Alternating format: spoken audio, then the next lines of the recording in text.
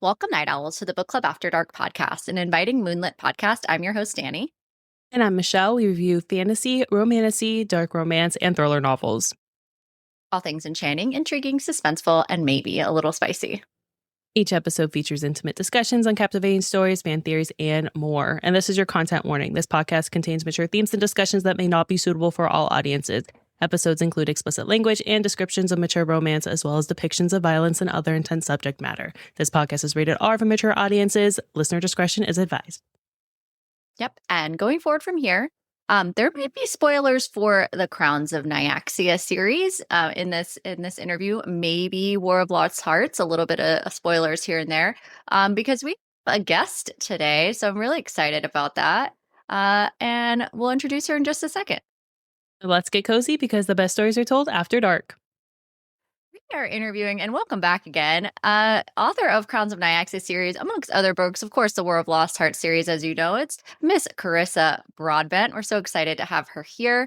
Whether you're reading along with us or you're just here for book talk, we're glad you're here. But Carissa, what's going on? Can you introduce yourself to our listeners? Tell us where they can find you. Tell us a little bit about yourself. We're so glad to have you back on the show. Yeah, thanks so much for having me, and thank you for coming out into the light. Like we are currently recording in the middle of the day, so we're like we were just commenting on how like now we have to mess with lighting. But yeah, I'm so excited to chat with you guys again. It was so fun chatting with you last time. For folks who don't know who I am, I write romantasy books, magic and kissing books. Yeah, the Crowns of Nyaxia series, the War of Lost Hearts series, and maybe something else in the works relatively soon. Ooh. Okay. And where can our listeners find you? On all the things. And I can't even take credit for it. I have a really amazing assistant named Naomi, who is more famous than I am. And she runs all of my stuff. So she makes sure I'm in all the places. Yep. And you guys can go to CarissaBroadbentBooks.com, which is a fantastic website for any of our listeners who have not gone to Carissa's website. It's fantastic. It has all kinds of stuff. It's got lots of extras, Crowns of Nyaxia glossary. It's got bonus content, recaps. She's got our events on there. You can also get, if you didn't know this about Carissa's books, you can get them signed. Charter Books is one of the local bookstores to Carissa where you can get signed books for her. There's even like a step-by-step tutorial of how to do this on her website. I actually, behind me, have several signed copies right here from Charter Books right behind over my shoulder. So it's a really awesome way to support a indie bookstore and also get yourself a signed version of one of her books. So you can go to her website and check out all of her books. But all right, let's get into this. For those who can't see you, and we can't really tell because of where the camera is cut off, we know because you told us before we started, but in general, like, congratulations on your pregnancy. Can you give us a little bit of a life update since we talked to you last year? What's going on? Yeah, a lot has changed because I think we said it was fall, right? Last time we chatted. Yep. Yes. So I am currently, at time of speaking, 8.5 months pregnant. So actually, by the time this airs, I may or may not be in the hospital. We'll see. Yeah, my due date is July 14th. So, but I mean, you guys know, it's always like when you get to those last few weeks, they're like, it could be 2 days, it could be 3 weeks. Like, who knows? Have fun planning around that. So that's the big thing happening in my life. And then, of course, unfortunately, the downside of that is that it means I won't be able to tour for The Lion and the Deathless Dark, which is coming out August 4th, because I will have a little 2-week-old nugget. Yeah. Exactly. A cute newborn. He'll be in diapers. I'll be in diapers. Like, we are not. It's a fun time. Public presenting. It's a fun time. Yeah. It's going to be great. I feel like I feel like Michelle and I both have been through this. Michelle's been through it very recently, right at the beginning of this year. So she knows very well what you're going through. Yeah. And it's the expectation of people wanting you to like come out. It's like, we're both chilling in diapers right now. Like, I have milk leaking out of me and everything. I don't want to be anywhere but my home holding my baby. Yeah. And you gave birth in like the winter, right? You said it was like the end of the year. It was December 3rd, and he was actually early. He was 5 weeks early, or not 5 weeks. He was 5 days early. So again, he was supposed to be due like December 8th, I believe. So yeah, it was a little cooler. So towards the end, it was bearable. I was still waddling. It was bad because I still had to show up for work, and yeah, I don't miss that part of pregnancy. No. Yeah, I feel like a little bit grateful. I feel great. My son that has been born already. See, you can already see like my words are not where they should be. His birthday is in June, and we just had it like a couple of days ago. So I've only had like summer postpartum experiences where I always felt like, okay, it's hot, so that part sucks. But you can like get outside and like there's a lot more daylight. Like I always feel like it must be so hard to do the whole postpartum thing in the middle of winter when there's like 5 hours of daylight and it's cold and like miserable. So like Godspeed to you for getting through it. Well, we live in Florida, so I had to wear a sweater. So it wasn't so you're fine. Bad. Yeah. It was a little bit less daylight, but honestly, I was like, all the shades were drawn in the house and I like it dark anyways. So I was thankful. I had my daughter in September, and Danny also had a July baby too. So she understands the summer. And I'm like, God, this so is hot. awful. Oh, yeah. And so hot. Florida summer, that's like next level. Like I'm in Rhode Island, so like summer is hot, but it's getting worse, unfortunately. Yeah, I had my son it's not at the end of July. Yeah, I had my son at the end of July, and by then I was felt like a walking oven. I just felt hot all the time, everywhere. Like, you know, when they joke like you're like sweating for play, I was like, I'm sweating from my eyelids. Like there's like the backs of my legs are sweating for like no good reason. Like nothing's happened. I haven't done like there's been no activity. Just uncomfortable. Yeah. But it's beautiful. Yeah, I want to feel you. You're creating a person. You're creating a whole person. You're creating an extra organ. You're like a whole body of a person. Like the female anatomy is just absolutely insane. The ability to like, it's just still a mind blowing thing to me as a whole. I know. And it'll be worth it.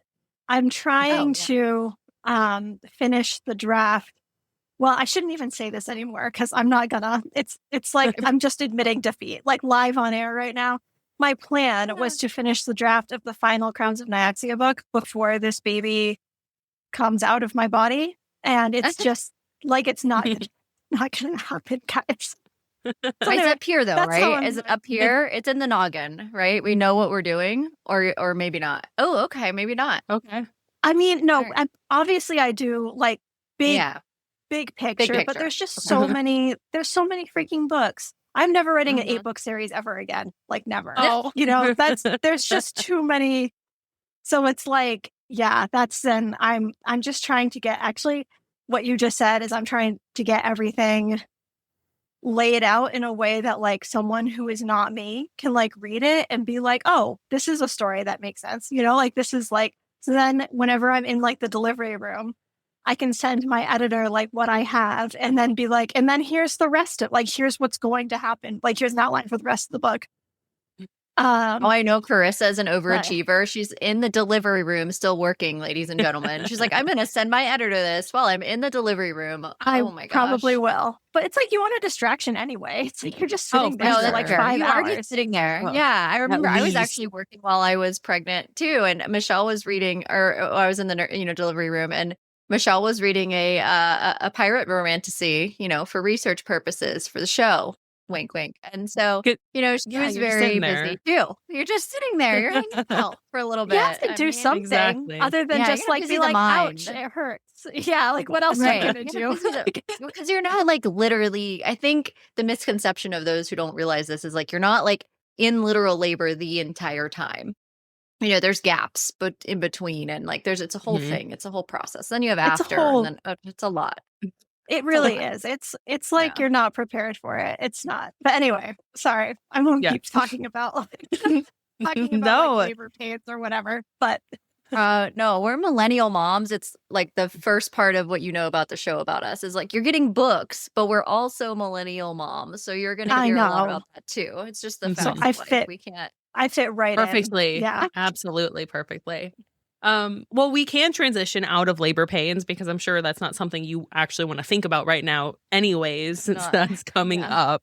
So let's talk about how writing for you has changed since this pregnancy, since becoming a mother in general, either in terms of like process or like your schedule. You had mentioned that, being 8.5 months pregnant, you don't really want to do a whole lot. So how has things changed for you since becoming pregnant in your writing? My God, it's more than I thought that it would. And I should know better because you guys have multiple kids? Michelle I have does, two. yeah. You have two? Okay. I don't know if you had this happen. I like forgot everything, like I was just, it's like, and I think that's like I think that's science, right? That like you deliberately The like trauma brain just like dumps seriously off though, the hard I part. actually, Yeah. I think it does. Yeah. Because I wrote The Ashes and the Star Cursed King, the second Crowns of Nyaxia book, and Slaying the Vampire Conqueror when I was pregnant with my first.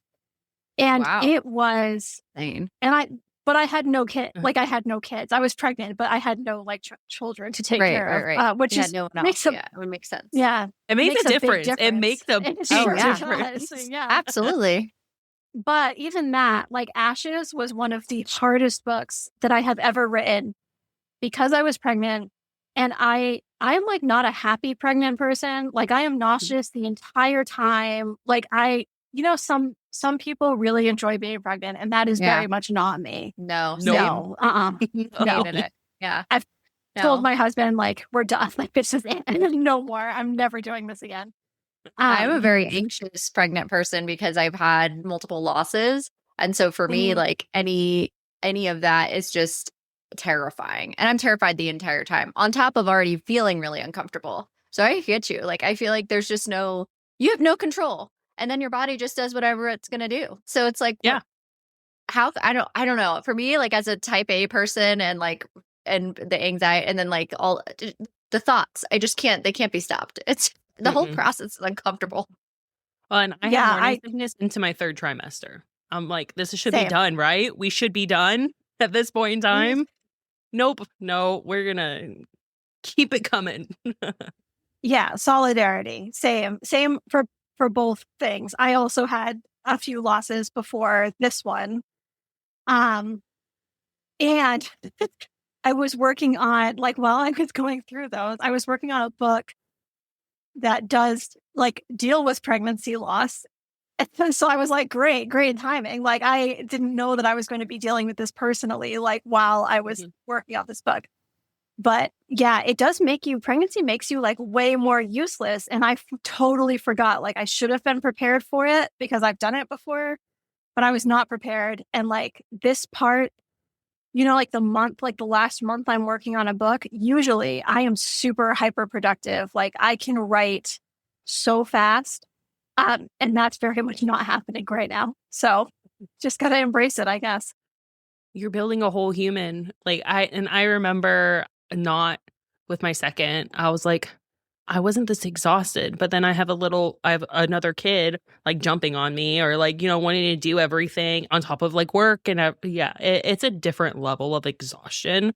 So I can't imagine like also trying to write a book and using your creative brain, which is also, being all of your energy in your body is going down to making your little tiny human. So I can't even imagine like the maybe level of brain fog that you're feeling on top of just everything. I couldn't even remember. I was losing my phone all the time. My keys, I couldn't function. Like I needed to have a tracker on literally everything. I don't know why people trust me to do anything when I'm like pregnant. It's awful. So I would definitely give yourself some grace just because of everything your body's doing right now. So it's a lot. Thank you for the pep talk because I am like beating myself up about it like super, super hard. But that's okay. It is what it is. It'll get done. Let me ask this a question a different way. Has there been now with your second pregnancy, that you're expecting a boy and massive congratulations for this next chapter and phase in your life. with the losses you described and the birth of your first son, as far as like being a mom and writing, would you say like character development or thoughts on topics you cover sensitivity wise, has any of that changed? Or would you say like that's kind of like a work mindset and the whole mindset seems at home? Is any of that like flowed together or flowed into that type of writing process for you? Do you see any impacts of that? I think it's hard not to, right? Like, because also like the way like I react to things in the world changed, when I had children. Like I was always a very empathetic person. But it's almost like it's on like a different level. Like it's like really primal. Like when you read about situations where children are endangered, or suffering, it's like next level, right? And then also like it was always terrible. Like it was always shitty to read terrible. About. But then now you're envisioning your own child. Mm-hmm. That wasn't something you had the level of capability to do before you became a parent and yourself. So it's like then it shifts. I feel like there's like a shift in the brain of how you're able to like understand it from an empathy standpoint versus a sympathy standpoint. There's a different level there of like what you're capable of. Yeah. And it's like I look at things through like a different lens. And I think that does come through a little bit.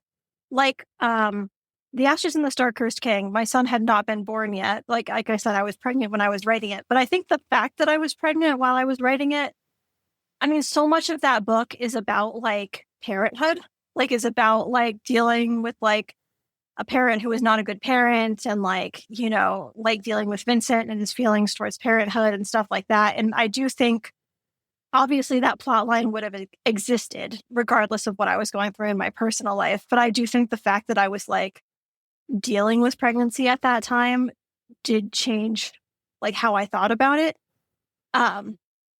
So I think about things a little bit differently. Yeah, right. I think that comes across on page for Vincent as well.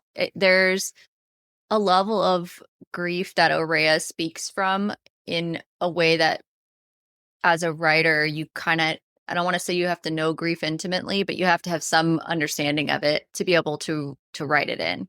And I think that there's that's what makes this series, what I really love about this series is like you don't gloss over it. You get into it with the characters and you sit with them while they're going through that. And I appreciate that to read through it as someone who's gone through a lot of grief myself. I think that has made those characters really dynamic, made them more lovable and interesting and fleshed out. But yeah, I just wanted to talk about process there a little bit. And I know that over years we go through different acts and phases of our lives and we change and we grow. As creators in any space. And I think that it would be, I would have been very surprised if you were going to say, oh, no, nothing's changed. I haven't changed anything about anything. I don't think any differently. I would be like, wow, that's a very interesting take. I would have been very surprised if that would have been your response. Yeah. I mean, like you said, I think every evolution we go through in life kind of makes us think about things differently. I know that sometimes, like I've seen readers complain. I disagree with this, but I've seen readers kind of accuse other authors of like, oh, well, she had a baby and now all of her characters are having babies. And like, you know what I mean? Like, have you heard like, yeah, right. It's like, oh, now she can only write about like motherhood or whatever. And obviously that's not true or like, that's not, and also not my experience as a writer, but I also, in Lion in particular, there is a lot of grappling with like none of the main characters are like literal parents, but there are a lot of like the feelings of and responsibility of parenthood, like they are all dealing with that in some way. They're leaders. A lot of your characters have become leaders now by this point. They're having to make decisions that are so much bigger than themselves, whether that's in their relationship or in their kingdom in terms of, right? So we're moving in such a different phase of where we were at book one to now level of responsibility. I feel like that's shifted a lot by the time we get to Lion. Yeah, well, it's like the end of the world, right? Like there's a lot of big stuff happening. So yeah, I feel like you also have a different perspective on kind of that level of responsibility over kind of innocent and defenseless people or creatures. Yeah. So yeah. Well, before we get into Crowns of Nyaxia, let's talk about the re-release of the War of Lost Hearts series. So we talked about this a little bit when we talked about the artistry and the covers. They had just been released at the time that we talked about this before, but now they've all been released. They're gorgeous. And I kind of wanted to ask you from an author perspective, what has it been like to experience the re-release process? What does that look like for you? How has that felt to see something that you created come back out again? And in terms of first release comparatively, like what does that felt like? It was pretty surreal, especially because I did tour for Daughter of No Worlds, and I think I was done with that when I talked to you guys last. I was either done with it or I was probably about to go do it. So it was pretty amazing to get to like actually meet readers in person and kind of promote that book and talk about that book in front of audiences when that was something that was like completely off the table, like never, ever something in my wildest dreams that I thought would happen when I first published that book. And then the third one hit the New York Times bestseller list. So that was also pretty amazing to see that happen for the series. But it's surreal. And those books are really important to me and I'm still really proud of them. So it was incredible. Yeah, they're gorgeous. And if you don't have that collection shelves yet, you need to get them because they're stunning. Yeah, that's awesome. I think it's a really unique privilege and opportunity to do the re-release portion and get to go do that with a series and have that experience, because I would imagine that a number of the readers who you got to meet had already probably read it maybe before and were already fans of the series overall. What was it like to meet someone? Because usually when you're released, like Crowns of Nyaxia, we don't know the ending yet. We don't know everything that's already happened. But for you, you're re-release. So everybody's already, they know what they're getting in their next book, but they're still like pumped to come talk to you about the War of Lost Hearts series. And it has a beloved following. There are people who love that series so much. And I just wonder what that experience was like to, you're going for Daughters of No Worlds, but everyone's read the whole thing already. So what did that feel like for people to ask you about it as a whole and go through that process? It was really interesting because, yeah, you're right. It is definitely a different experience than doing events to promote like a new release that like the people in the audience by and large have not read, other than maybe like a handful of articles or whatever. But so it did almost feel more like a celebration of the series. Yeah. That makes sense. Like if, yes, it which is really special. It's like you don't get that experience very often. And it's always so interesting too to like meet the readers in person because you get a perspective on them. Like I can't remember if we talked about this last time I chatted with you guys, but I maintain pretty good boundaries online. Like I don't read reviews. I often don't even look at comments or my DMs because like people will be mean sometimes and I don't have time, to be upset because someone said something mean to me on the internet. But as a result, that means that sometimes like you get like a vibe. Like the War of Lost Hearts trilogy is a lot less commercially popular than the Crowns of Nyaxia series, like in terms of sales. But like you said, people like it really resonates with them. Like if someone's going to come up to me crying about a book, like a lot of times it's that book. Yeah. And I found it kind of interesting, even when I was at BookCon recently, I met thousands of people. And the book that was talked about the most was Six Scorched Roses, which is easily my least selling book. But like that was the one that people kept coming up to me and being like, wow, I love this book. Like I really connected with it and connected with this character. Like those experiences. One of my favorites. That is criminal that it's like your least sold. If you have, if you haven't read, first of all, it's not even that long of a book. So what are you doing? But if you haven't read Scorched Roses, you are very seriously missing out. It is by far one of the best novellas I have ever read. By far. One of the best stories as a whole that I've ever read. One of my favorite FMCs is in that book. And she's in her 30s because we don't get that often. But you're missing such a core part of the Crowns of Nyaxia series because those characters are important in the main series. And the fact that people aren't reading the novella is Also like gets to know it's a crime. Vale. Hello. Like, Yes, please. You guys are very sweet. Thank you. I'm glad it resonated with you.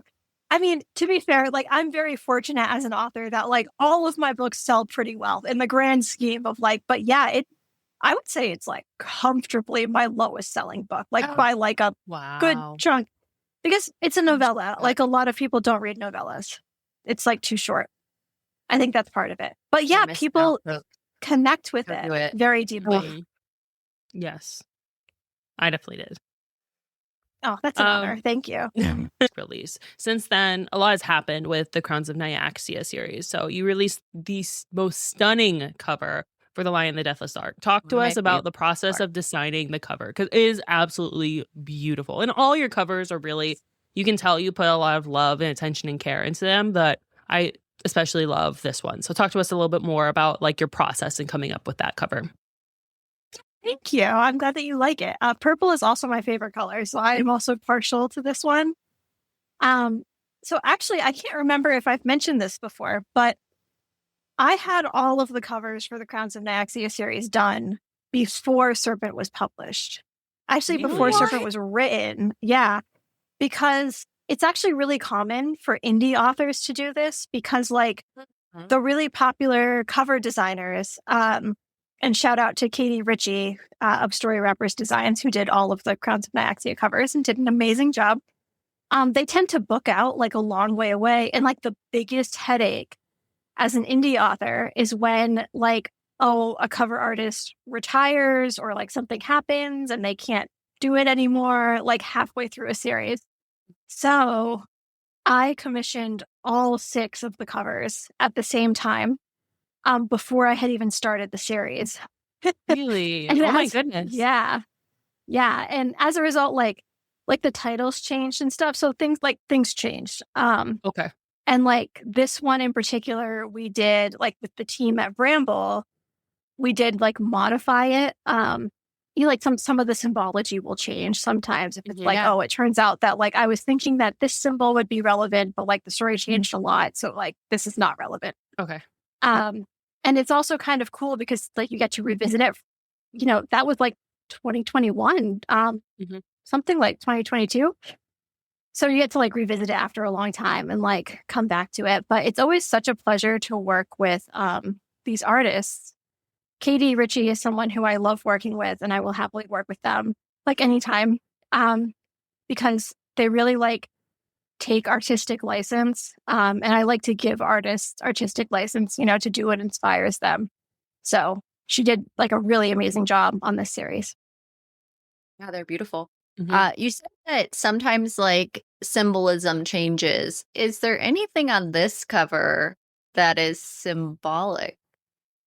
The thing that changed on this cover was there was originally like so you'll notice all of them. I don't have them in front of me, so I'm going to gesture with my hand.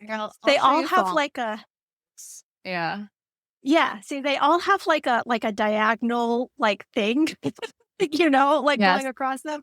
There's like the flower, and then there's like the glowy stuff, thorns.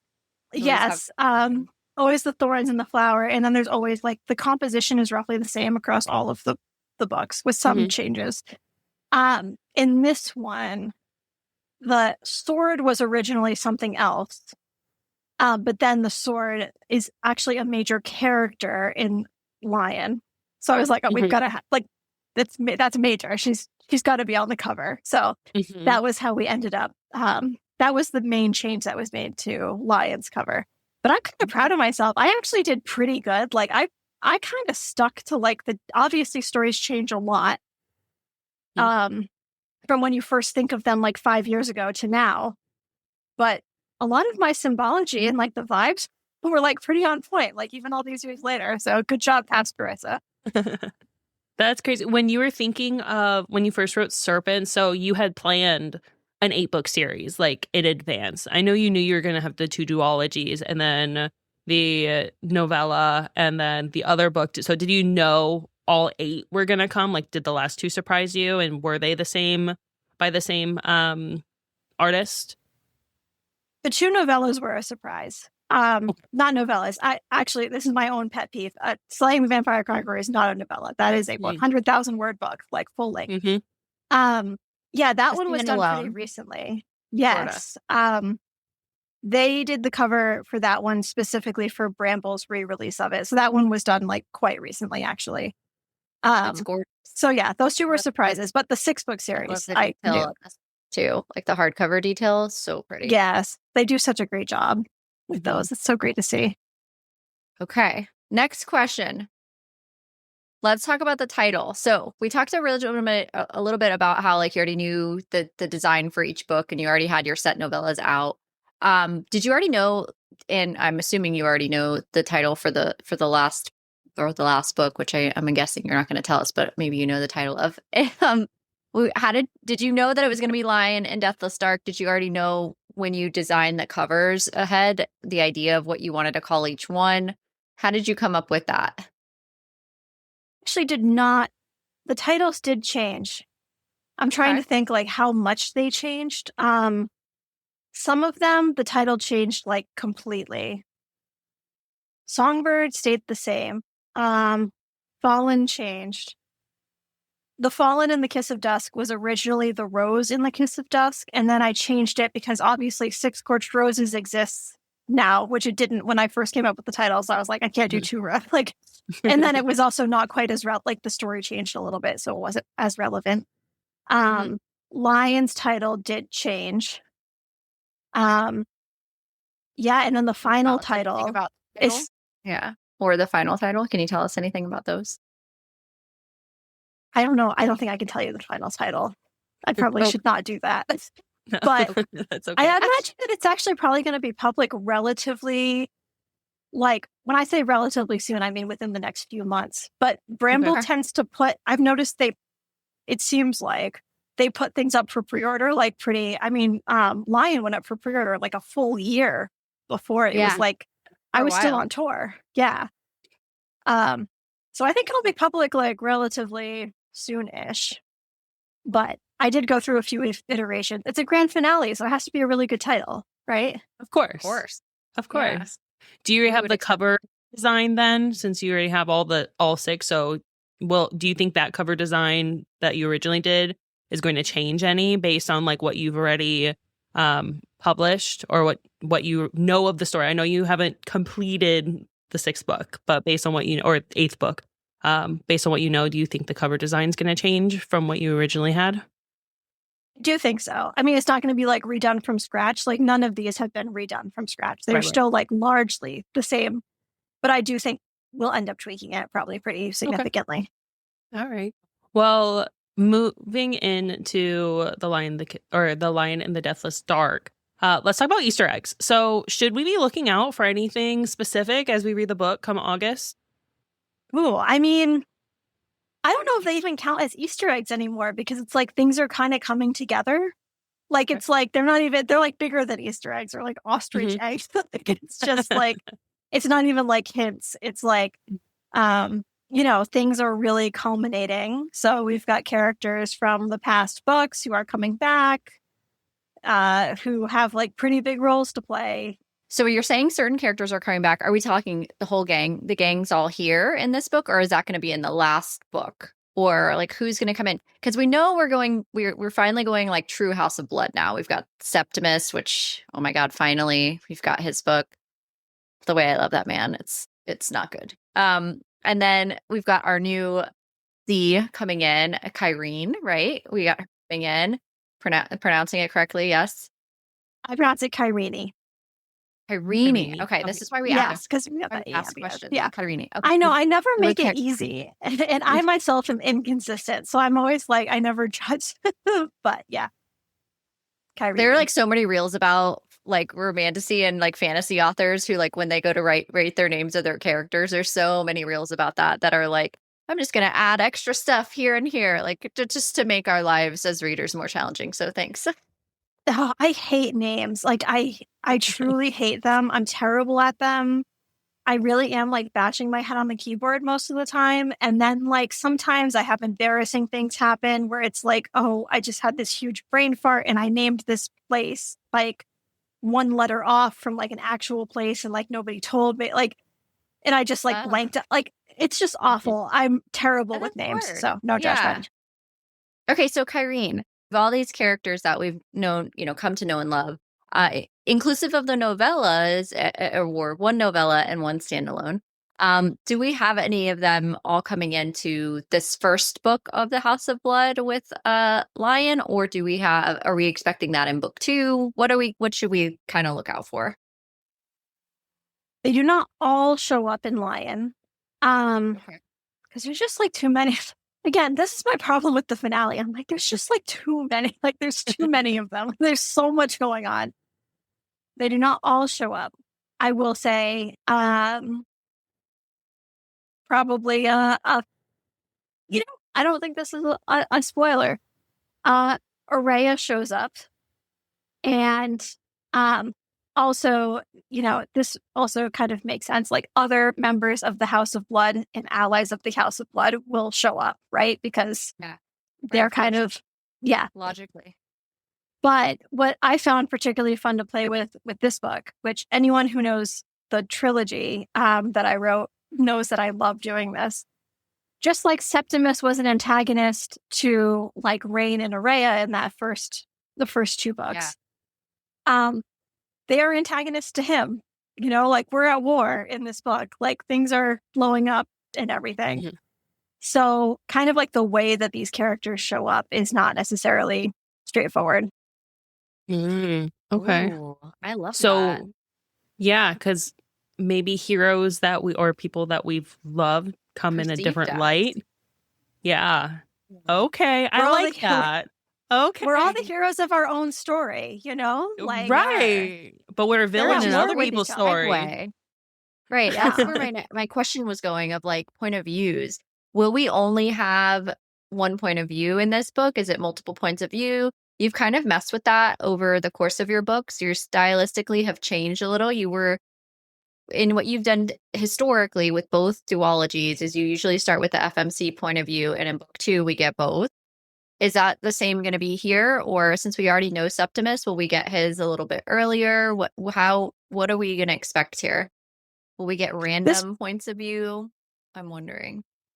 This book is just Kyrene's point of view. Other than, I usually give you like a little treat at the end with the epilogue. Yes. In fact, that's like a wild card. We don't know. But do we get one? Yeah. Yes, I have a format I've got to stick to. There's an epilogue. Yeah. So this is primarily Kyrene's point of view, this book. Okay.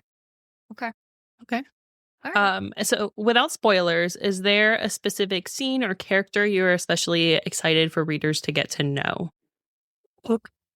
Like, all of them. I had so much fun writing this book.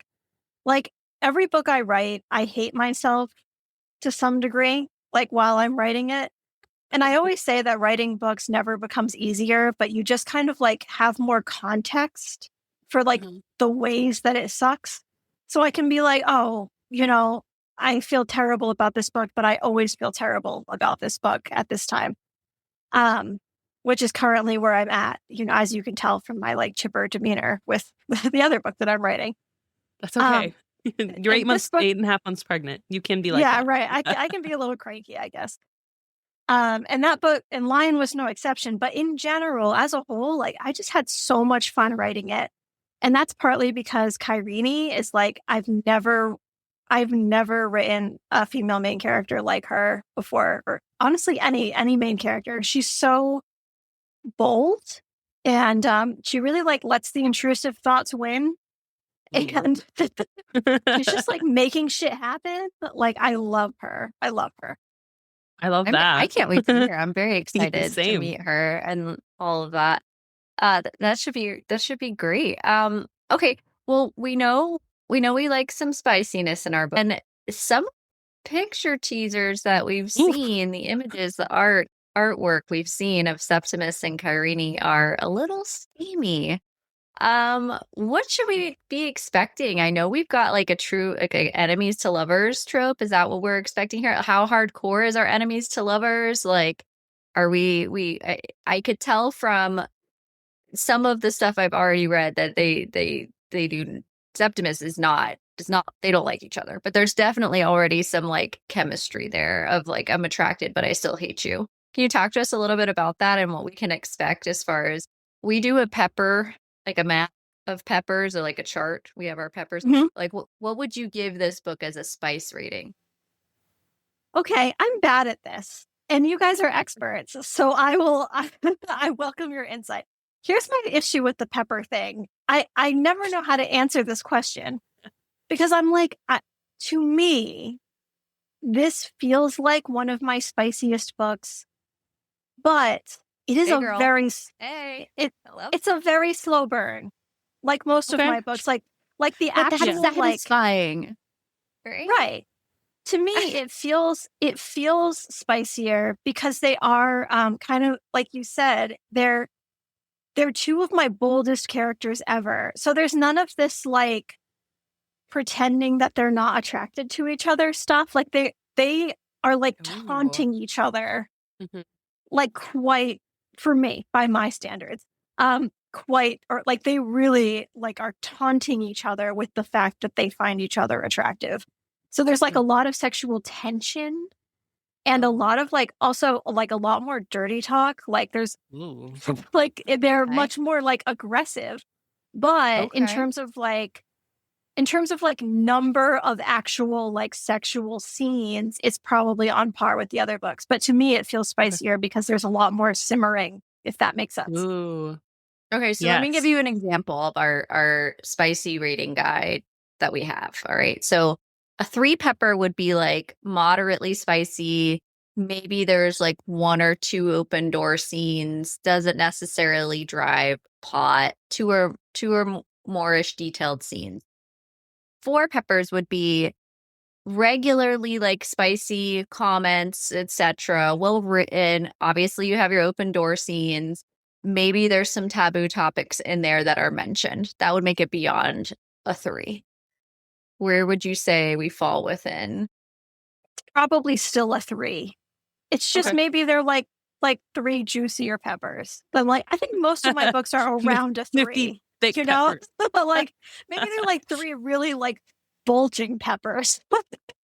No, because I personally think I feel like slaying is a 4 almost. I mean, I know it takes a while for us to get there, but there's some taboo stuff going on in slaying. I mean, they're vampires, for God's sakes. They're gonna have some taboo stuff happening that wouldn't be truly what we would consider vanilla in my mind. So that's sort of like, you know what?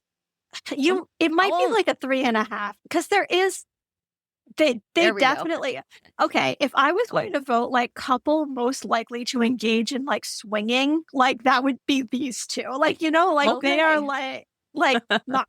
I'm not saying that there is not a group sex scene in this book, but but I'm saying that they're some of my most aggressive, like boldest protagonists. I would say they're probably the most sexually open of any protagonist that I've written. Honestly, with Septimus, this tracks. So I'm very looking forward to meeting Carini. But with Septimus, that totally tracks from his character so far and his outward just obnoxious flirtatiousness that he already has. It doesn't surprise me that would be the case. And he has to like live up to it. Like I had my assistant Naomi was very she was the first person to read like an early draft. And I was a little bit like my first drafts of my sex scenes tend to be really, really long. And then I kind of like cut them down. And then like you kind of go back and forth. Like you cut things and then you like add things or whatever.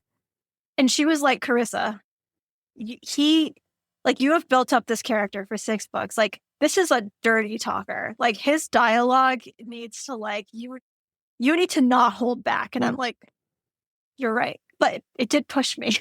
He pushed me. Okay. Yeah. I mean, that definitely tracks. I'm so thinking back from Serpents and to where we are now with Septimus. I'm loving the fan art because I know we talked about this before, but the way Septimus was perceived as like a troll under like a bridge. Well, funny. Now he's like full on. Like, I mean, he's not a shadow daddy because he's all in white. I don't know what, because he's definitely not an angel, but he's just like so fatally attractive. It's like, okay, I love this now. So I love I know like his evolution. He was probably he was always attractive, but it was from like Orea's perspective. But now like actually embracing him and how attractive and he is and like sensual and all that. I'm excited for it. Like I'm so excited for House of Blood. I loved writing him, and he's so. I think I mentioned this before. It's very important to me to write male main characters who are not just like three tropes in a trench coat, like who are really like like I try to have something be kind of surprising and different about every male main character, and especially like I think some readers. I know it might be off-putting to some readers. Honestly, some readers have it. It's almost like they want their male main characters to be like kind of like this hyper masculine, like kind of fantasy, image. And that's part of why we read romance, right? But like I always want to like have something surprising about them and something that like goes against that trope in some way. So like something about them that's kind of like sensitive or different or like, a little bit, against the grain to make them interesting to me to write. And I love that Septimus vulnerable. is like, there's like an overall vulnerability that's interesting to read that makes the character a lot more dynamic versus the very like standard, what you said, like the book trope. Like I really like it when an author takes the time to flesh out their character a little bit more and give us vulnerability, because a man in real life, even though that's not what we're reading about, isn't a unique individual and is going to have vulnerabilities. Yeah, so vulnerability, definitely. And then also just like things that are like kind of like funny or fun, like Septimus is like a pretty boy. Like he cares about his appearance, right? Like it is like a character trait of his that like he cares about the way he looks. Like why else would you be a fucking vampire in like post-apocalyptic Bloodland and only wear white? Because like you care about how you look. And like he's not much of like a fighter really. Like there's like scenes where he's like wielding a sword and Kyrene is like, he is just not like, just don't even, this is embarrassing. Don't embarrass yourself. It's funny. He was so fun. He's so fun to write. Well, and I love that you have these more than three, but in like the core duologies, you have three very different MMCs. Because, Rain is more of the warrior, the fighter. And then we have Asar, who's more like he's bookish. She's a book nerd. Like he loves his books. He loves his music. Totally just is. lock him away in a library and he's happy. So I love the very different, because oftentimes we see the warrior and that can get vanilla. Like if you see it so many times, and I love how you play with the different MMCs and you give them each something unique that makes them so different in their own like trope. So I've loved the variety in your MMCs and how you've made them so dynamic to the storyline in their own right, not just like in their world, but like in just them being like males in general. So thank you. That's what I set out to do. So that's the highest praise. It also keeps it interesting for me. Like I was just on another interview and I was saying how I have a lot of respect for authors who are doing these like 8-book series, like about the same characters all across. Cause like I couldn't. Part of the reason I have this convoluted series structure is because it like keeps me interested, I love that. I think the fact that you had the 3 separate duologies is, for me as a reader, like made it awesome to explore. You're really getting to go to different worlds with this series as a whole. It expands Nyaxia, expands the world, but Crowns of Nyaxia as a whole, it makes sense because you're going to all the different worlds of Nyaxia's children, right? They're each one of her, and they're all so different. So I'm excited to see where we get to go in this one. We got to go like through this crumbling mansion all the way into like the depths in the last duology. The first world we're going through trials and all this other stuff and House of Night and all that. It's just a whole different world. And so now House of Blood, I'm so curious to see what that all looks like and where we're going to go and how that's going to be told and just the complexity and the gods. that we found from, I know, oh God, the gods. the complexity, I was just going to say that we had in Asar and Misha's second book was crazy with the gods and all the just Michelle and I talked about it. If this series was ever going to be made in any way to consume in forms of media beyond books, it would need to be a cartoon. It would need to be animated in some form or fashion because we just don't feel like it could be done any justice any other way, like visually.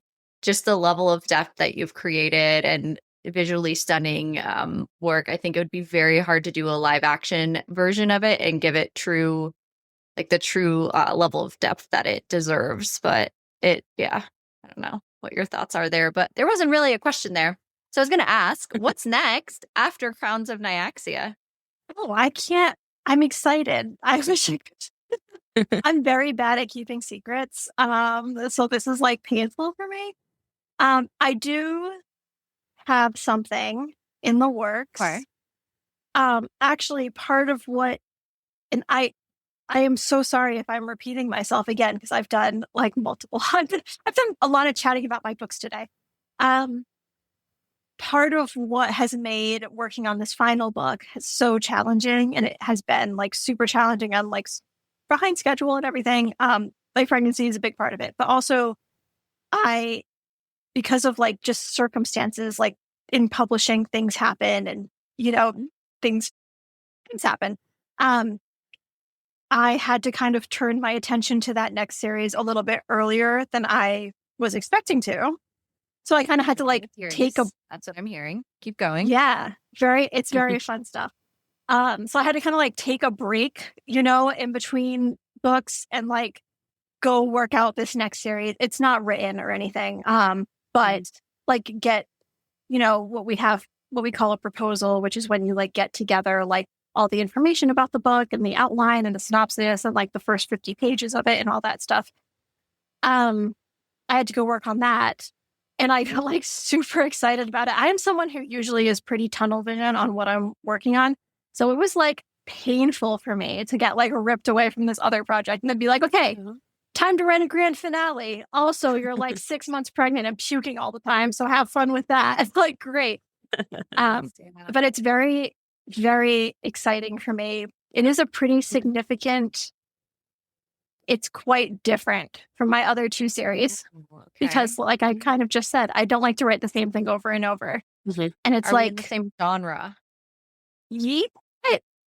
Yeah, mostly. Yes. Okay.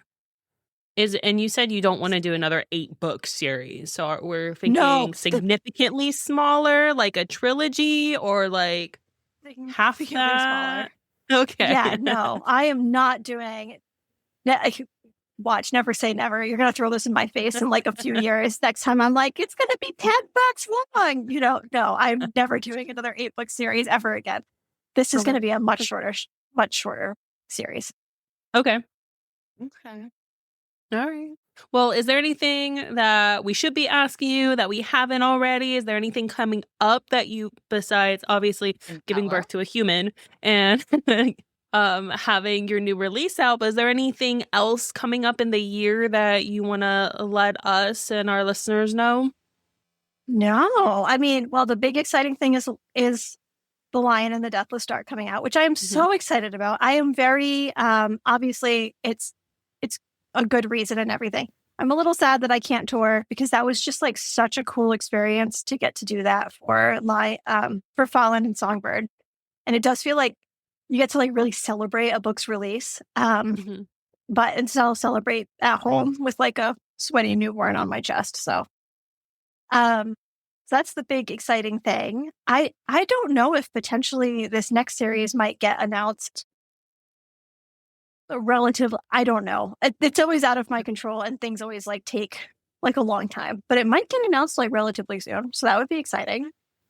And then I'll just be trying to finish. I can't say anything. Okay. All right. That's fair. But it is. So we're doing something totally different that we've not done before. Okay. So probably no vampires. Is that fair to say? No. Yeah. I feel comfortable saying there are no vampires. Like I said, I don't like to write the same thing over and over. So it'll still very much be a Carissa Broadbent book that there are there's romance, there is some degree of magic and whatnot. Like that's what I like to write, you know? Okay. So, so you can expect all the stuff that like I love to do, but gotta switch it up, I get a little bored. Can I You guess? know, and after- Can I guess? Do we get anything if I guess? I don't know. Am I going to get in trouble? I don't know. How do we feel You about can test witches? How do we feel about witches? They're not Anything witches. witchy? Not witches. Okay. I will Not say, witchy. okay, Not I know I vampire. do feel comfortable saying this. It's not an established like thing. Okay. You know what I mean? So it's like not it's not fae, like oh, it's not like not like yeah, fae okay. or it's witches or Okay. you know angels or whatever. Like it's not. It's it's something It's that its came own out of thing. my brain. Ooh. Yes. Oh. Okay. Something completely unique. I love that. Okay. Completely unique and new. That's awesome. All right. Yeah, well, it's a departure. So Okay. for the last book in the series, I know it's still in the works. And obviously with having a newborn, you want to make sure you take time to enjoy the newborn scrunches and the newborn snuggles and all of that. Which I will say, I know a lot of people say that like the second born is like trying, but my second born has been like the most healing journey that I've had in motherhood. So I hope you have the most amazing postpartum. But with book 8 coming out, is there roughly a time frame of when we should be expecting the last book in the series? Is that like a next year release or like the year after that? So I can't share the actual release date, but what I do feel comfortable sharing just to like mentally prepare people is so far they have been pretty close together. There is going to be a longer gap between Lion and the final book to accommodate for my maternity leave, which I like to think that that's a pretty good reason. Yeah, as you should. That's the best reason. Yeah. It's an incredible reason, of course. Absolutely. So it is, I'll just like mentally prepare people that it is like a slightly longer wait, but still very reasonable, I think. 1000%. Yeah. Absolutely. And if it's longer than that, the fact that you need to heal. You need to heal. Yeah. You need to take time. You need to, it's so taxing on your body, your brain, all the things you're redoing, the newborn stage while having another child. It's a lot to happen. So if it takes longer, then it takes longer. We're your fans. We know as we've seen other like we're loyal to you, Carissa. Take your time. It's your art and we love it. And we're going to wait patiently for it regardless of how long it takes you to put it out. Final question on the last book though is, I know it's in work. Do you have like an estimated number of pages? Do we think like the final one is going to be like way longer than the first 5? What are we thinking for this last duology? That is hard to gauge because the length of my books changes dramatically. Like as I draft them and then as I edit them and then like I take words away and then I add them. I do think it'll probably be on the longer side, but I don't think it's going to be like dramatically different than the other books. Like I could see it maybe being the same length as like Mother of Death and Dawn, which is the third book of the War of Lost Hearts series, which is only a little bit longer than Lion. So I think it'll be roughly the same realm as the longer books in the series so far. Like it shouldn't be like way, way out there, Okay. And just for reference, how long is Lion offhand? If you know how many pages? Oh man.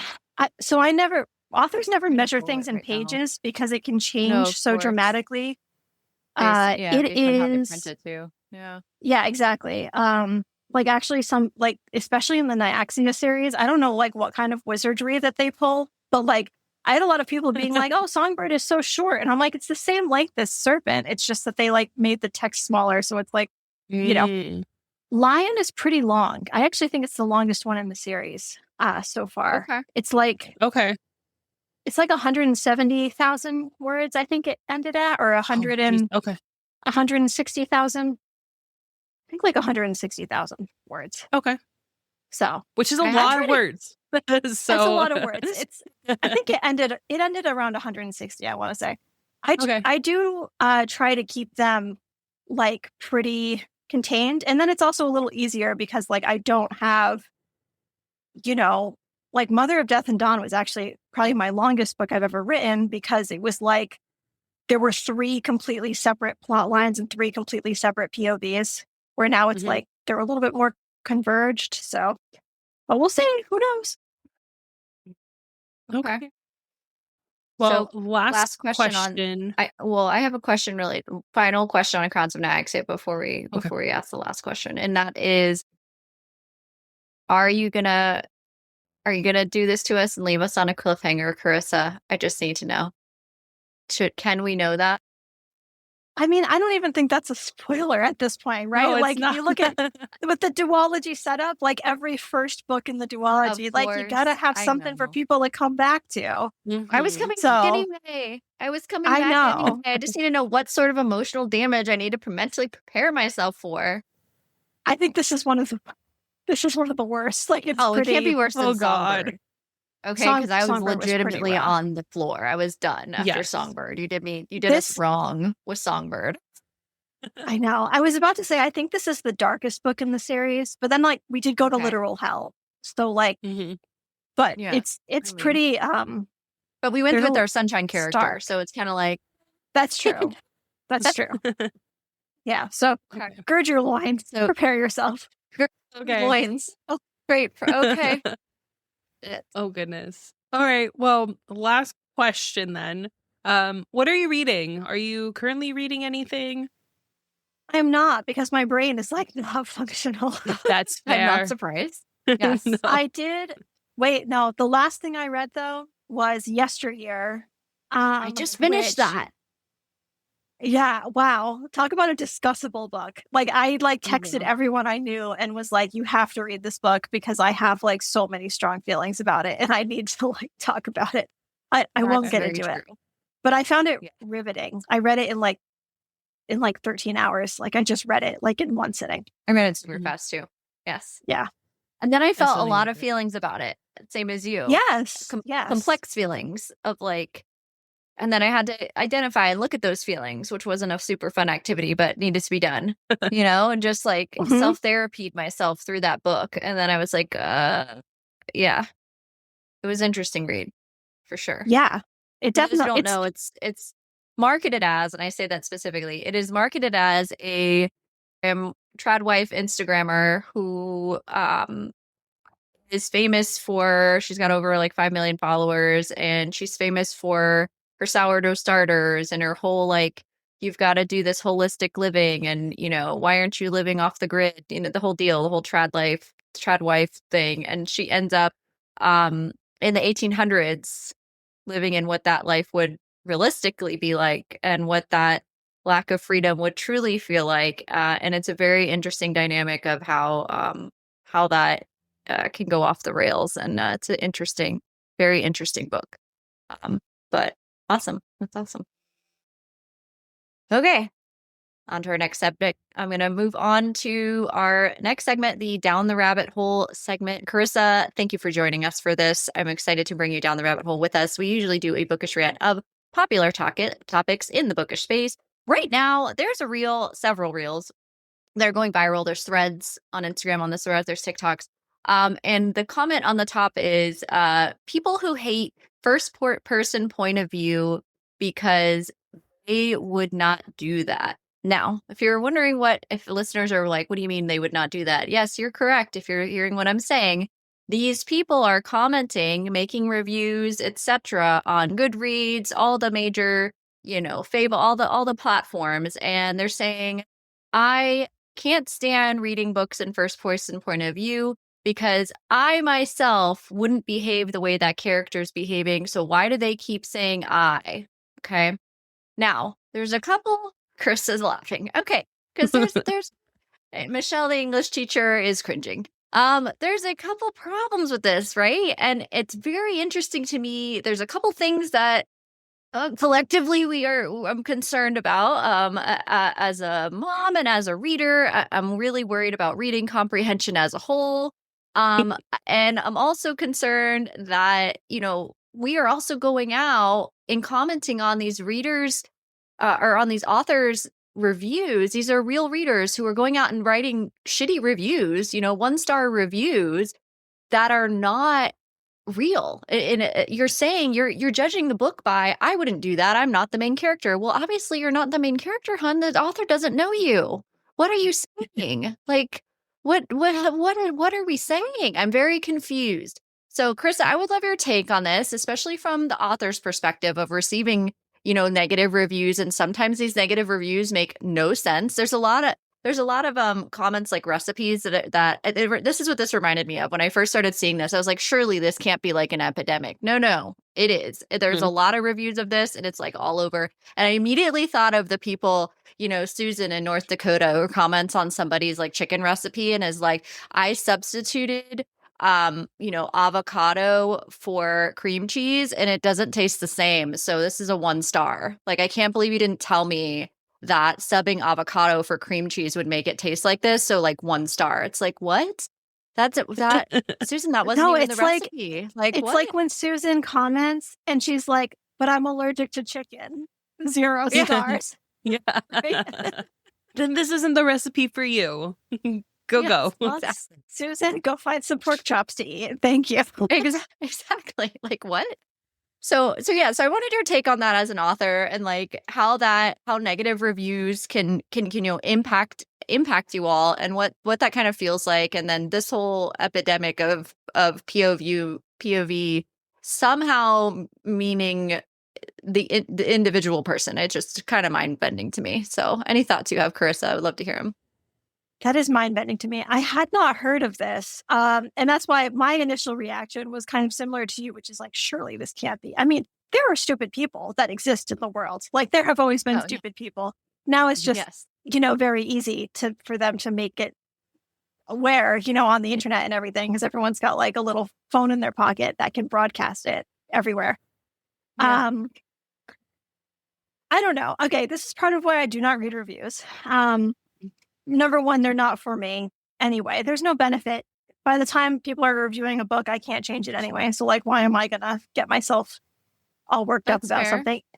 And also, I do feel like people are allowed to dislike my books for whatever reason they want, even if it's a stupid reason, even if they're wrong. Like, that's fine. You are allowed to dislike anything for any reason that you want. Okay. I've been thinking a lot, though, about like POV preference in general, like as a general topic, because I feel like, do you guys feel this way too? Because you probably are more tuned in to like online book discussion than I am. I was thinking about it a lot because I was working on the new series, which is then like an open door to like, I can do anything, like, do I want it to be a first person? Do I want it to be a third person? Like, I found myself thinking about it. Do you feel like there is a stronger, like, do you think that readers' preferences are stronger than they used to be like 5 or 10 years ago? Like, readers are a lot more rigid about what they like? They are very, I would say the loud voices are very opinionated. And they're opinionated. Very loud. Yes. And louder they want their before, one thing. And a lot of them, and then they echo off of each other. I don't think the community as a whole has changed a lot. With social media and with access to like reviewing, the polar contrasts of the community are just so loud now. So sometimes it's easier to hyper focus on those. But I would say, like, with POV, I love a first person POV. I love a third person POV. It depends on how it's written, who the characters are, what journey we're going on.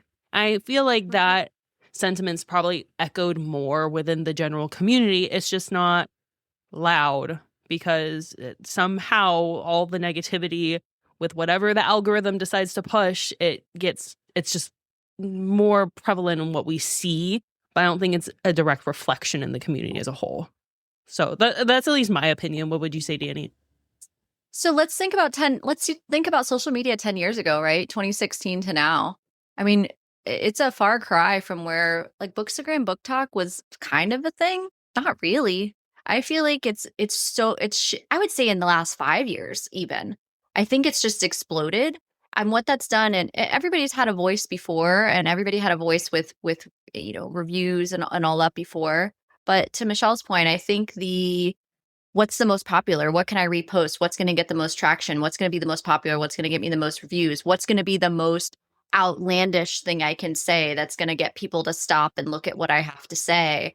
I don't necessarily think that reflects the readers, because the readers are reading to, hopefully, to enjoy their experience. And it doesn't necessarily mean it's the collective experience of the Bookstagram, TikTok community where, there's how many views can I get off of what I'm about to say versus how is this going to impact the author? How is this going to impact, other people who love this story? Am I saying something because I just want to say it, or am I saying it because there's value to it and it makes logical sense to do so, or because it's an added value to the community? I mean, we take a lot of issue with Book Talk and Bookstagram regularly on this show, where we often ask the question, if we don't have something nice to say, like, why are we saying it, right? Why are we tagging the author in things that aren't positive? Why are we bringing up things that are minor typos, right? Like, all this extra criticism is seemingly like a waste of time. And frankly, to your point, Carissa, is just, it's a negative impact, right? You don't even want to, the author, you don't even want to read a lot of it because it's like, I don't know what I'm going to jump on and see. Like, that's the environment that's been created now. And it's sad that I wonder in the next 10 years, if we're not cognizant of that and we don't start having more of a stand, and authors, or are authors going to like leave social media entirely at some point? I mean, I could see that happening in the way that this is gone. I mean, why would you want to stay? Everything you put out is just going to get like, I can't believe this sentence didn't have a semicolon. Looks like it, or I can't believe this had an M dash. This was definitely written by AI. I can't believe this.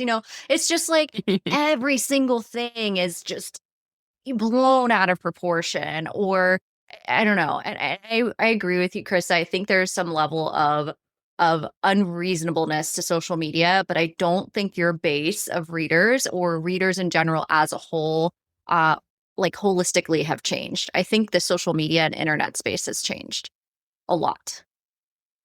You guys are right. I think so.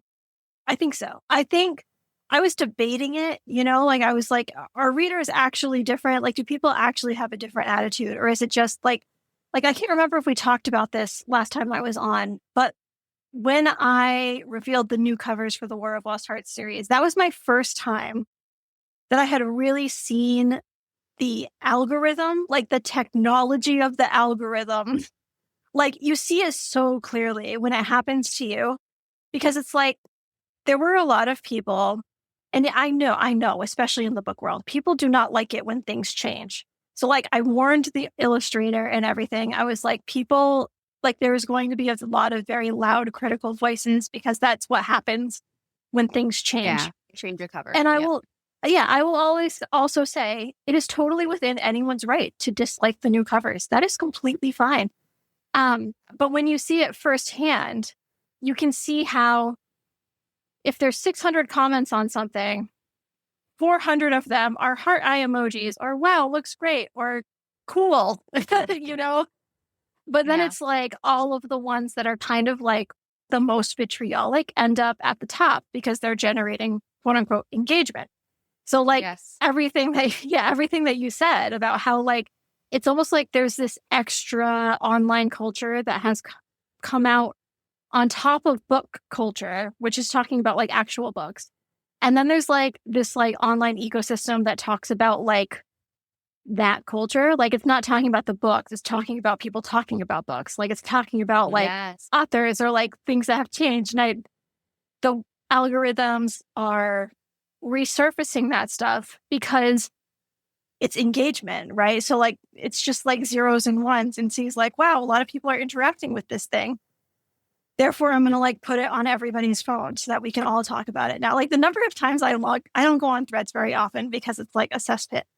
But the number of times I've gone on there, and like in the author world, everyone is talking about like some topic, right? In like publishing world. And I'm like, why are we talking about this? Like who? Mhm. And it turns out it's like some account with like 20 followers who just said something stupid, like said something that was wrong. And then suddenly every New York Times bestselling author is suddenly talking about like why you need an agent or something, like talking about like this one person having like a bad take. And I'm like, this is not real life. You know, like I always say to people that it's better to just get off the internet because it's not real. Like nobody is going to come up to me in Stop and Shop and be like, wow, your new covers are ugly. Like, no, if I don't look at it, it doesn't exist. And that's my attitude, because otherwise I'd go insane. You know, like I feel like authors who are very online and like very engaged with their readership. And I respect that. Like I respect that they have the energy to do it. Yeah. But like, at a certain point, like I hit a point, and it was actually around the time that those covers were built, where I was like, you know what? Life is too short. Like I have stuff to do. My work day is like 5 hours long now, and I have like books to write. You know, like I can't put energy into this. Right. Yeah. Right. I mean, we've continued to talk about how the book space is growingly toxic just because of like the algorithm, and we've talked about the how it feeds the algorithm. But I like how your sense of preservation and your mental capacity and your mental health is more prominent than how can I respond to viewers? Because I think some authors, and you know, we're human, and when at least me, if I see something negative, I want to fix it. Or if someone doesn't like something I'm doing, how can let me like appease, you know, sometimes there's like a people pleaser mentality, and that's hard as an author because, you know, people are criticizing your work, which is like your baby, essentially. Like that you pour your heart and soul into it, and you want like people to like it.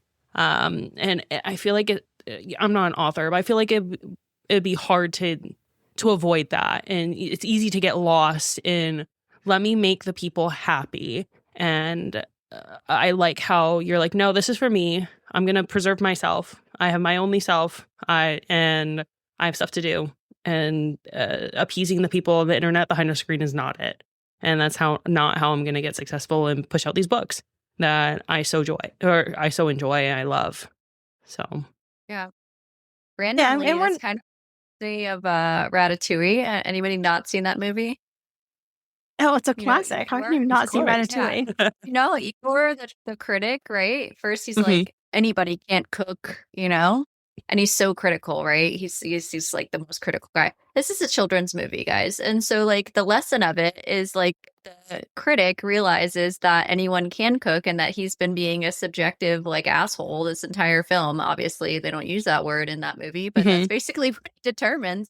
And it's interesting because I feel like there's this level of you know, the going back to the start of The Name of the Down the Rabbit Hole is featuring like, oh, I hate first person because I wouldn't do that. Well, first of all, it shows that you have little to no reading comprehension, one. But two, if you hate first person, like, why do we care? Put the book down and go pick up something you like. Tell us about something you like.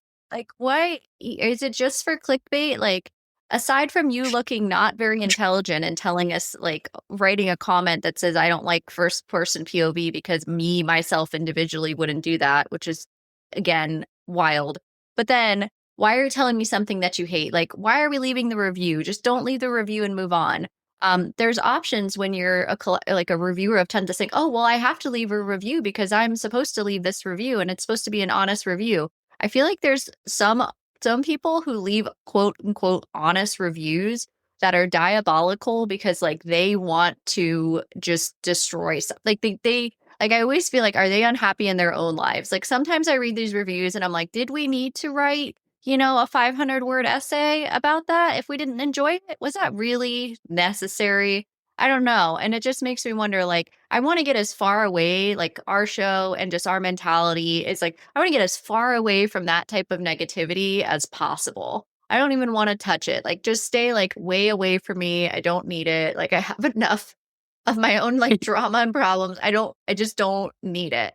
But I think you're right. Like there's a part of the algorithm and it asks like from a tech perspective, do we retrain that? Like, do we just not give that energy now and like not share it? And how do we get away from that? Like, from a human connection standpoint, do we just innately enjoy the chaos because we're not in it? I don't know. I feel like that's a whole like psychological question we don't have time for today, but that was a good down the rabbit hole segment. Thank you both so much for participating in my wildness, and I appreciate your feedback.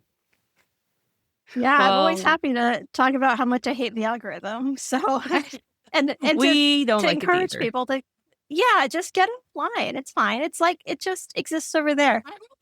I think you guys are right. People have not changed in the book world, in the world. Well, maybe we change a little bit, but it's just very accessible. Like nobody was ever meant to see the opinions of everybody all the time, and it's like, especially like, once you become kind of a public figure, when people are like telling you like directly, that's when people can write whatever kind of bad reviews they want about my books on Goodreads or on their own social media or whatever.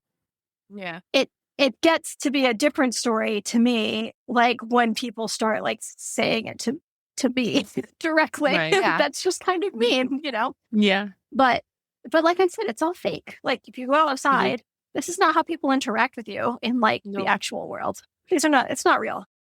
Yeah. Go touch grass. That touches on such a, go touch grass, but it also touches on such a unique piece of mental health related to social media consumption and how the UK this week literally just passed banning it for minors. Social media for minors is being banned.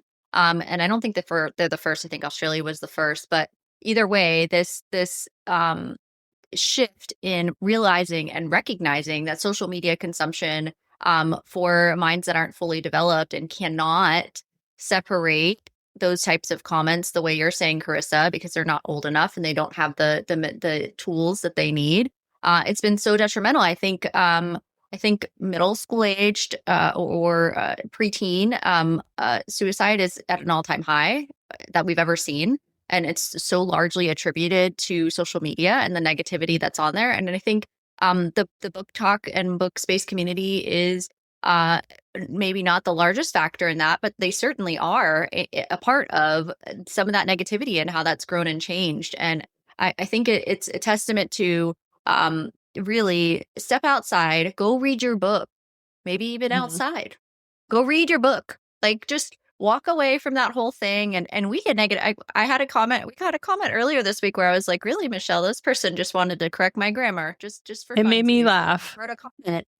Yeah, and I was like, I just started laughing as soon as I saw it. But would someone younger who isn't able to process that, and they did their own video, and now there's somebody, you don't know who these people are who are saying these things. And I just wonder, you have to be able to step back and look at it and have the ability to say, hey, this is detrimental.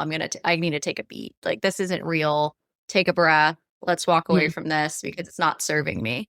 And I attribute to you, Carissa, that you're able to see that line in the sand of, this isn't healthy. I don't even need this right now. Walking away from this negativity. Yeah, I'm also tired. I'm tired. Yeah. Too tired. I don't have time. That's fair. Yeah. Totally understand. All right. Well, now it's time for mystery Q&A. So this is in the segment we share completely random questions, non-book related, can be if you want to. But yeah, this is so that our viewers and listeners can kind of get to know us on a different level outside of like books. So this question's been kind of talked about with me and Danny before, but since you are millennial, a mom and come from that our generation, what's like your millennial starter pack? Like your favorite millennial trends that you experienced? Yeah, that's a good one, Michelle. Man, this is a good question. I actually was just saying, well, not even out loud. I was thinking shamefully to myself, I really miss side parts. Like, are those going to come back? Can they come back? I mean, I hope so. Please. Well, your hair is up, so that doesn't really count, But I feel like they were just like good, like especially when you were on like third day hair and you had like dry shampoo and stuff. You know what also is like a hard one for me that I'm trying to, because now it's summer. Well, I actually am not wearing shoes basically at any time now because my feet are like the size of like gloves. Like nothing fits me. Like I have like a single pair of Birkenstocks that fit. But when I can wear shoes again, so we have like exposed legs now because it's summertime, and giving up no-show socks. Like I hear that it's like deeply uncool now to like have no-show socks. Now we're supposed to have like ankle socks. I don't know. I can't do it. Do I have those? No, so the crew socks. So kids nowadays, the Gen Zs and I think alphas, they wear like the higher socks. And so I've worked in education, and the amount of students that I've roasted for the tan lines they have is wild, because I'm like, oh, you have sock lines, like, but you know, it's not cute. I don't like the sock lines on your tan skin. So I need the no-show socks. If my feet are a different color, fine. I usually wear flip-flops anyways, especially in that last month of pregnancy. I was, even though it was like cold, I'm like, my shoes don't fit. I'm going to wear my sandals. So just because they don't fit. But yeah, no, I'm not giving up the no-show socks at all. They're mine. I refuse to get tan lines above my ankle for anything. So thank you for the solidarity. I'll try it, but I just can't. I can't. That's fair. Yeah. Michelle, what's your item that you would pick? My item, you know, what's really funny, and Danny, I sent you a picture of this. So with my daughter, do you remember those hair wraps with the thread in it? And like, yes, like you would braid your hair and you have like thread. It's like different colored thread in your hair and like wraps around. Yes. I love those. So I did for my daughter, and it took a lot longer than I remember doing it, and it'd probably take forever for me to do it on my own hair. But I love them, and they're so cute. My hair's long too. And my daughter the entire time, she's like, "Can we just cut my hair so this isn't gonna keep forever?" But it's really cute, and I have like charms and all these different colors, and I love that like fun bubbly pop of color that was a lot of the late 90s, early 2000s, and like their like the millennial trends, and like Lisa Frank and all that like fun pop of color. So that just because when I saw that, I was like going through a reel, I'm like, oh, I forgot those hair wraps exist. I'm like, wait, we have thread, I'm doing your hair. So my daughter became my experiment, but I'm like, no, I need these back. I like them a lot. Yeah. So I think retro is very in right now, so I think you'd be fine. I think you could rock it. Oh, yeah. They're bringing back butterfly clips. I'm like, are we sure? Okay. Yeah. Yeah, like, are we sure? Yeah, I don't know. I think one of my favorite millennial trends and like things I cannot do anymore is like code my own website stuff. Like I can't do that anymore, but I was really HTML good at it at one time. Heck yeah, I was freaking really good at it. Like I could like my MySpace, my top 8 and all my sparkles and all my song and like my like I had all that figured out. That was like great. It was all like, I have no skill to do that anymore, but I used to be really good at it. So that's like one millennial thing that's like core to us is like, we learned how to technology. Like we had to, like coming up, that was very big. I also missed the early internet days. And I actually remember talking to you about this, Carissa, when you were last on, about like the innocence of the early internet days and like the real community, because there wasn't an algorithm. You went to go find whatever niche thing like was your thing. And it was like a pre-Reddit of Reddits, I guess you could say. But there used to be like, if you're into photography, you know, you have your thing. If you're into, like, there used to just be all these like sub-blogs and like smaller communities. Tumblr? Where, like if you're really into something, huh? Tumblr? Wasn't that popular? There was another one. There was like... No, this is like before Tumblr. Yeah. Like we used to have like... When we were like LiveJournal, do you guys remember LiveJournal? Yeah. It was like okay. So like, yeah, I mean, those types of communities where like LiveJournal was great because it wasn't meant to serve you anything other than like you wanted to write about something because you wanted to. There wasn't like it's a food blog or like there's an intent here for like what like it just want to. And I have Substack now, but again, the whole point of that is to like go and do something. Well, this was just like for funsies. We just want to do it because, and I felt like that was just such a different type of creative space than we're in now. Like I feel like early internet was also scary because why were we on like AOL chats with and like these different like chat rooms with random strangers saying our ASL, you know? Like that's also like stranger danger was not a thing because our parents didn't know about the internet, so we were figuring it out. Even know how this worked. Right. Yeah. So there are some great things about like early internet, but there's also like some scary things of like probably should have been doing that also. Well, yeah. Oh yeah, no, I definitely had some creepy experiences on early internet for sure. But at the same time, it was so, yeah, like Danny was saying, it's like there was so much more creativity. I feel like, the internet got like late stage capitalism, like super hard. We were like in the middle of like the private equityification of the internet in like the biggest way.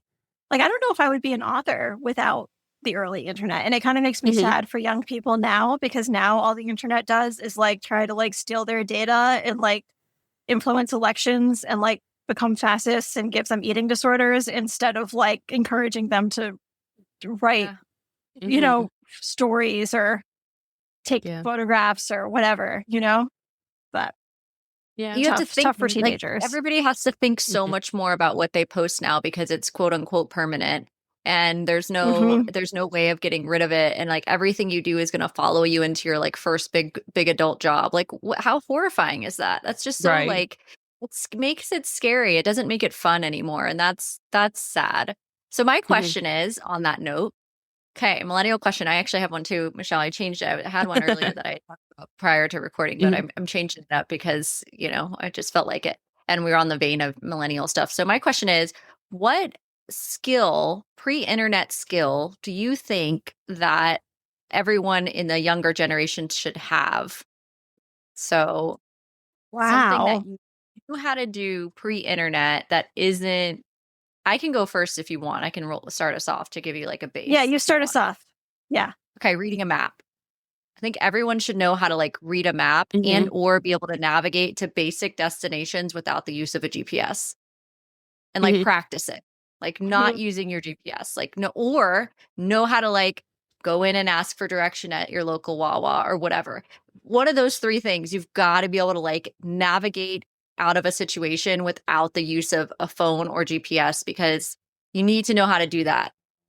So I think that's like a basic life skill that everybody should know how to do. If you bought an atlas, how do you read the maps? How do you know where, you know the histories of how all the freeways work and what that all means and all that? I think it's like a core value thing you should know how to do. You don't have to do it perfectly, but you also should know, like, you know, these signs mean this, like basic stuff like that. And I think a lot of that's been lost due to people just relying on GPS. And no, I remember I would fail, I think. Yeah. It's hard, but I think you should know it just in case of an emergency. It's a good best practice. You got to know how to read a map. We got to be able to do that. Remember MapQuest? You had to like print. No, I was going to say my dad, early days, it wasn't even for road trips. It was for like any sort of random destination we had to go to that we haven't been before. He'd print off the MapQuest and hand it to me. He was like, figure it out. Tell me where to go. Don't mess it up. Yeah. Pay attention. Look at your sign. Yeah, I'm a little spoiled because by the time I was driving, we did have a GPS, but they weren't like on your phone then. Obviously, they were like a little standalone. Garmin's. It was Garmin. Yeah, I had a Garmin. Yeah. And then it was also like kind of out of date because you had to like pay to update it or something. We were like too cheap to do that, so like sometimes it was just wrong. You couldn't trust it too much, which kept you on your toes. Yeah. It reminds me of that Office episode with Michael who goes like into the lake. I don't know if you guys have seen that one. Oh, he, like, yeah. trusts- Yes. Yeah, you can't make a right. It's like, no, it means up there. Yeah. But now it's changed so dramatically that it's like when I don't listen to Google Maps, like when I think I know better, I always regret it. So now I'm like, you have to always trust it. You always trust it. That's Interesting. true. Interesting. Yeah, because it redirects you based on traffic now. It's like become smarter. Like figured out like where all the things are. So it wants you to use it. But I think like from a basic like end of the world scenario, and it can even mean like end of your own world, like right, you have to evacuate because of something, like know your map, like know generally where you're at, because if you don't know where you're at, like that can be it can become very terrifying in any situation. So it's important to know that. But okay, so what are your guys' things? Like what technological thing, if internet goes away, what basic thing should people know how to do? Or do you miss knowing that you knew? I would say like, and I think because initially you said with the younger generation, I would say kids nowadays or the younger generation doesn't know how to be bored. And I fight this with my daughter also. Like being bored sparks creativity. And since they live in a world where they're constantly being fed something to entertain them, you have to fight them or fight like society to be like, no, you need to be bored. It's okay to be bored. Then you can figure out something that you like, something you enjoy, make a new game. But we're constantly like, me and my husband were talking because Toy Story 5 just came out, right? And they have these new toys, and the toys, when they get next to each other, they talk. And my initial reaction, I'm like, oh, that's cool. And my husband was like, no, that's diminishing creativity because now the conversation's being done for the kids instead of the kids creating a story with the toys. So I think, yeah, that's my answer. Kids don't know how to be bored, and they're losing their creativity because of society. So I agree. I think even adults don't know how to be bored. Like I am in like a bit of a war with myself over screen time. Like I'm trying like really hard to like not be on my phone as much. And I'm like an adult who is pretty self-aware, and it's still really super hard for me. You know, like I still to be addictive. Yeah, it's very addictive. So I'm like, oh my God, what hope does like a 12-year-old have? Like no hope, right? You know? Literally, like none. Yeah, I think this is a little bit tech related, but I think troubleshooting, like one of you, and I'm so sorry, I cannot remember when it was mentioned, that like when we were talking about like the internet, you know, back in our day, like technology used to kind of like not work as well. Like we used to spend a lot of time troubleshooting stuff. Like we learned basic coding, you know, because that was like how you made things work. And like we learned how to like to troubleshoot stuff. And now like most stuff just kind of works, or like it's like a button. I think it's important to have stuff that like doesn't work right away, like learn the skill of troubleshooting things. Yeah, I would agree. Because, and that kind of goes along with patience too, which is something that's getting lost. It goes along with what you said of being bored too, because it requires that patience, that wherewithal, that grit to go, even learning a map. Like they all kind of are interconnected to like a psychological thing that tech has done for us. It's made our lives, quote, easier in a lot of ways, but has it only made like millennial lives easier because we already knew how to do all the other things. We already had to have those skill sets, whereas these generations younger than us aren't learning those skill sets at all. And now they're just reliant on technology versus, okay, millennial person, guaranteed you put us in a situation, millennial or older, without technology, we're going to figure it out. I don't know if I can say that about the younger generations. They're so reliant. And so my brother is, he's in his early 20s. And I was talking to him about this actual topic of like pre-internet, because he doesn't know, he's never lived pre-internet. He doesn't understand like what that world would be like. And he's like, it actually gives me anxiety to think about. And I'm like, what do you mean? And he's like, well, what do I do? I'm like, what do you mean? What do you do? Like, you just literally anything else. I mean, what do you mean? He's like, yeah, but like, you know, what if that's where this road question came from, where my answer was about roads. He's like, well, what if I'm somewhere and like, I don't know where to go now because now I like don't have my phone. I'm like, he's like, well, then I have my car GPS. I'm like, no, like pre-internet, like, no, you don't have none. There's no Wi-Fi. Like, no, you don't know, none of that. And he's just like, so what do I do? I'm like, well, I guess you're going to have to go ask somebody. Like, it just like was so like out of body for him to like even, I don't know, it was wild. That's like talking to my daughter. I'm like, you know, every time I say, you know, back in my day, I feel so old because I'm like, we had to wait for commercials back in my day, you know, or she would ask, because she likes watching like millennial stuff, like older TV shows. I say older, but it's not that, you know, it's our generation TV shows. She's like, why is it a box? I'm like, well, TVs were that shape. She's like, oh, that's weird. I'm like, yeah, we didn't have widescreen TV. So anytime, like, I feel like it's going to get worse and worse with the kids. They're just not, because they don't have to. And unless someone creates a situation for them where they have to be bored, use critical thinking, do anything that's outside of their comfort zone. They're just going to kind of give into it. And it's going to be like WALL-E. Like, ultimately, it's going to get like WALL-E if something, or if a generation doesn't purposefully teach the younger generation how to rely on or live without internet if need be, you know? But I'll end on like a little bit of hopefulness here. They said that about us too. Like, remember That's how much true. shit we used to get with like the avocado toast and like kids these The days damn are so millennials. entitled and blah, blah, blah, blah, blah. Oh, yeah. Yeah, they said it about us too. And I think we're doing like okay-ish, like medium okay. So But like, I feel like, right. Well, like our generation's very, I feel like conscious of like the world we live in and our choices we make. And I feel like there's more intentionality to combat societal differences with our own kids. At least based on like what I see, the friends I have, the people that I've talked to, they're very conscious of like the battle that the generation we're producing, what they're up against. And I feel like because of that, it won't be as bad. Hopefully, as long as we stay conscious. We'll see what the Gen Z parents do. It's a lot of pressure. Yeah, for sure. Jeez. Well, yeah. That wraps Mystery Q&A then. So before we wrap up, let's talk about what's coming up next in Book Club After Dark. Well, did you have a question for us, Carissa, before we move on? Oh. You can give us a mystery Q&A if you want. Oh, I don't have one. I'm sorry. My brain is like No, you're good. Now I'm thinking about like Mother the Generation is doomed. So no, we're not. We're good.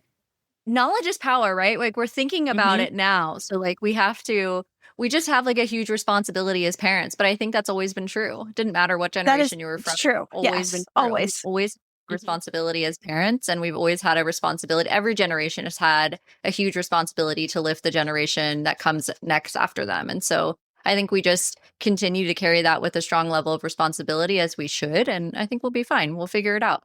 Are there daunting things? I think every generation has had something. Has ours maybe lived through a lot? Yes. But I think there is hope, to your point, that there's opportunity here. Yeah. Yeah, I agree. All right. Before we wrap up, let's talk about what's coming up next on Book Club After Dark. Next week, we will actually be doing, drumroll please, Michelle, because we are going to be doing our first read, and it's not really a full read because we're only doing one book an episode, y'all. We're going to be doing ACOTAR before A Court of Thorns and Roses, before the fall next season of where that book comes out as well. So we're looking forward to discussing that with you. And don't forget, we want to hear from you if you have thoughts on the Crowns of Nyaxia or our conversation with Carissa Broadbent, the amazing author of that series, or suggestions for future reads. Drop a comment below or message us on one of our social media platforms at Book Club After Dark Pod. Show us your fan art, theories, or anything bookish you'd like to share. Yes. And Carissa, thank you so much for joining us. Where can we find your latest book release? And what else do you have coming up? We have that coming out. When does the audiobook drop? And where can fans listen to that? What are our news and our dates of what's coming up next for you? So The Lion in the Deathless Dark is coming out August 4th. And audiobook is coming out that day. Ebook's coming out that day. The only thing is that the UK releases on Thursdays instead of Tuesdays. So the UK is coming out on August 6th. I can speak. Yeah. And this is coming out next week, right? So I think there's still time. There is a pre-order incentive also. If you pre-order and submit your receipt to, there's a link in my link tree on social media and stuff. We have this beautiful custom dust jacket done by Letters by Lila, and it's really gorgeous. And it will fit over your hardcover if you want an alternate special pre-order cover. So you can check that out. There's still some time for that. But yeah, that's the big news coming up. It's exciting stuff. And then for the new book release, can folks still order the signed copies through Charter Books? Yes, they can. And then that would also qualify for the pre-order incentive also. So my friends at Charter Books are amazing, and you can always get any of my books signed from them and personalized at any time. It's not just a special one book thing. So And they're just generally lovely and wonderful, and they pack books very nicely. So you do. Yes, I can speak from experience. That's awesome. Okay. Well, you can also visit our website, bookclubafterdark.co, and stay up to date on our cozy content and check out our merch. That's all for tonight. Sleep tight, night owls. Until next time, happy reading.